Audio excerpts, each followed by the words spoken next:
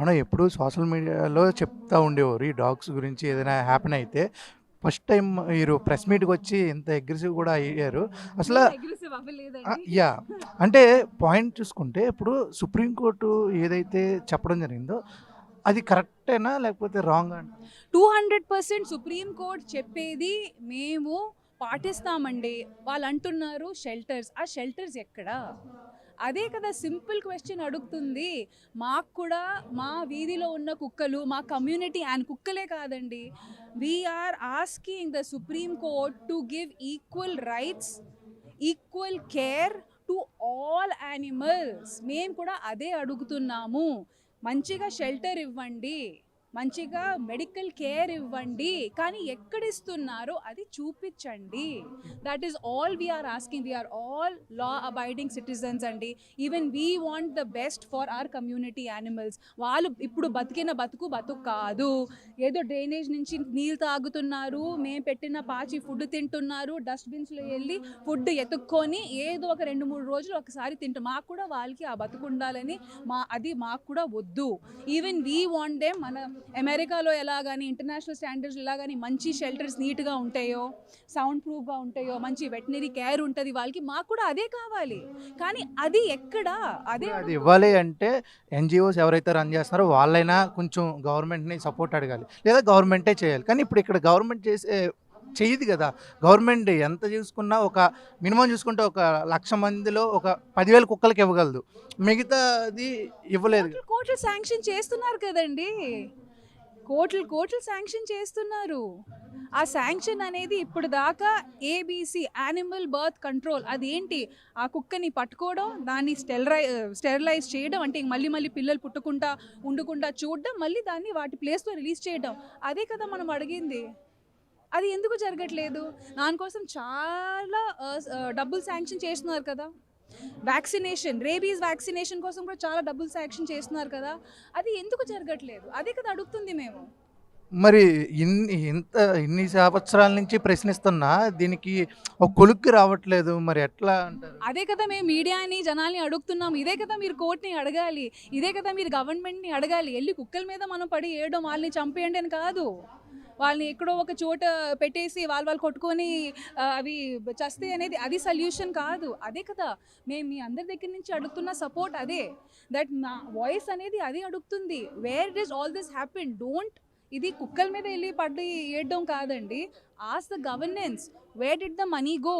Why isn't ABC ఇది ఎందుకు సరిగ్గా ఇంప్లిమెంట్ అవ్వలేదు? ఫేక్ యాంటీ రేబీస్ వ్యాక్సిన్ మార్కెట్లో ఎలా వచ్చింది? ఇదే కదా అడుగుతుంది.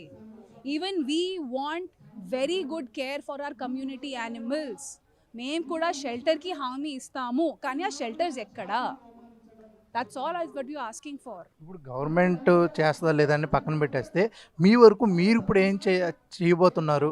చేయబోటమేనండి. 2 షెల్టర్స్ నడుపుతున్నాం. మా ఓన్ డబ్బులు పెట్టుకొని డొనేషన్స్ మీద మేము చేస్తున్నాము. మేము మా పాకెట్ నుంచి ఎంత చేయగలుగుతున్నామనేది చేస్తున్నాము.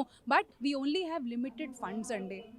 Only so much. నేను మహా ఒక 100 కుక్కల్ని హెల్ప్ చేయగలుగుతాను తప్ప. ఎందుకంటే ప్రతి ఒక్క డాగ్ అనేది is minimum 12 to 15 years commitment.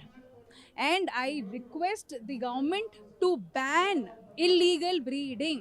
We have more than hundreds and thousands of pet shops. Kani only less than 20 are registered with Animal Welfare Board of India. Less than 20. ప్రతి ఒక్క వీధిలో మీకు ఒక పెట్ షాప్ కనిపిస్తుంది. పావురాలు కానీ చిన్న ఈ పక్షులు కానీ అమ్ముతున్నారు. But they are not registered. మీరు వెళ్ళి ఒక పప్పీని కానీ, ఏదైనా పక్షిని కానీ, ఏదైనా జంతువుని కానీ, ఏదైనా మూగజీవిని కొనేటప్పుడు రిజిస్ట్రేషన్ అడగండి. లీగల్, ఇవన్నీ సివిక్ సెన్స్ అండి. ఇవి మేము పాటించాలి. ఇది మేము పాటించట్లేదు. వెళ్ళి ఏదో 5,000కి ఎవరు కుక్క అమ్ముతున్నాడని తీసుకొని రావడం కాదండి. రిజిస్ట్రేషన్ ఏంటి? Illegal breeding, backyard breeding. ఎవరు పడితే వాళ్ళు కుక్కలు తీసుకొని వచ్చి వాటిని కన్సెంట్ లేకుండా రేప్ చేసి వాళ్ళ చేత పిల్లలు పుట్టించి దాని ద్వారా డబ్బులు సంపాదించడం అది తప్పు. అది మేం చేస్తున్నాము. హ్యూమన్ బీయింగ్స్ చేస్తున్నారు, కుక్కలు చేయట్లేదు. మమ్మల్ని మళ్ళీ ఎవ్రీ 3 months ప్రెగ్నెంట్ చేయండి అనేది కుక్కలు అడగట్లేదు. ఆవులు కూడా పాలు ఇవ్వాలంటే ప్రెగ్నెంట్ అవ్వాలి. వాటికి ఆక్సిటోన్ ఇంజెక్షన్ ఇచ్చి లేబర్ పెయిన్స్ తెప్పించి వాటిని పాలు మనం పిండుతున్నాము. అది మా తప్పు. ఆవు తప్పు కాదు, కుక్క తప్పు కాదు, మా తప్పు. మేం చేసిన హింసకి అవి పాపం ఈరోజు ఇలా ప్రాబ్లంలో పడ్డాయి. ఓకే. ఫైనల్‌గా ఇప్పుడు సుప్రీంకోర్టు ఏం చెప్పిందంటే ఎవరైతే ఎన్‌జీఓస్ నడుపుతున్నారో మీరు ఫీడింగ్ చేస్తారు కదా! ఆ ఫీడింగ్ చేసినప్పుడు అక్కడ ఏమన్నా పొరపాటు గాని ఎవరైనా కరిస్తే మీరే చూసుకుంటారా అని కూడా చెప్పడం జరిగింది కదా! దానికి మీరేం సమాధానం చెప్పాలి? ఖచ్చితంగా గవర్నమెంట్ ప్రతి ఒక్క ఎన్‌జీఓకి మంచిగా ఎయిడ్ ఇవ్వండి. ఇవ్వండి. ఒక ఎన్‌జీఓని ఆథరైజ్ చేసి, వెరిఫై చేసి నిజంగా అవి పని చేస్తున్నాయా లేదా అని కనుక్కొని ఫండింగ్ ఇవ్వండి. ఇప్పుడు కోట్లు థౌసండ్స్ ఆఫ్ రూపీస్ ఉన్నాయని అంటున్నారు కదా! మనం వింటూ ఉంటాము thousands of crores have been sanctioned for animal welfare, for ఆవులకి వేయడానికి, ఫీడింగ్‌కి, దానికి దీనికి అంటున్నారు కదా! అది కరెక్ట్‌గా శాంక్షన్ చేయండి. నీతి నిజాయితీగా ఏ ఎన్‌జీఓ వర్క్ చేస్తుందో వాటికి డబ్బులు ఇవ్వండి. ఫైనల్‌గా ఏం చెప్తారు? ఫైనల్‌గా ఒకటే చెప్తున్నానండి. End of the day as human beings ఇదంతా జరుగుతుంది మా తప్పు వల్లండి. యానిమల్స్ తప్పు ఇక్కడ కాదు. ఏ యానిమల్ మమ్మల్ని బంధించి మాకు ఎంటర్టైన్మెంట్ కోసం వాడండి అని అడగదు. ఏ యానిమల్ వచ్చి మమ్మల్ని ఇలా నీళ్ళు లేక, ఫుడ్ లేక మమ్మల్ని ఉంచండి అని చెప్పదు. One thing is very very important అండి. మీ వీధిలో ఉన్న కుక్కల్ని ఎంతమంది ఉన్నారో వాటిని మున్సిపల్ బాడీకి చెప్పి ఏబీసీ ప్రోగ్రామ్ అంటే స్టెరిలైజేషన్ ప్రోగ్రామ్ చేయించండి. కుక్కలు అంతరించిపోతే అంతరించిపోనివ్వండి, పర్లేదు. ఇప్పుడు వాళ్ళు బతుకుతున్న బతుకు కూడా సరిగ్గా కాదు కాబట్టి లెట్ us స్టెరిలైజ్ దెమ్. వాళ్ళ నంబర్స్ మనం తగ్గించేస్తేనే వాళ్ళకి కొంచెం క్వాలిటీ లైఫ్ ఇవ్వగలుగుతాము. It's as simple as that. Please కుక్కల్ని కొనకండి. Stop illegal breeding. Shut down shops which are not licensed and do not abandon your dogs. That's it. అంతవరకు చూస్తూ ఉండే తెలుగు 7 కెమెరామెన్ సురేంద్రతో ఆదిత్య సైనింగ్ ఆఫ్.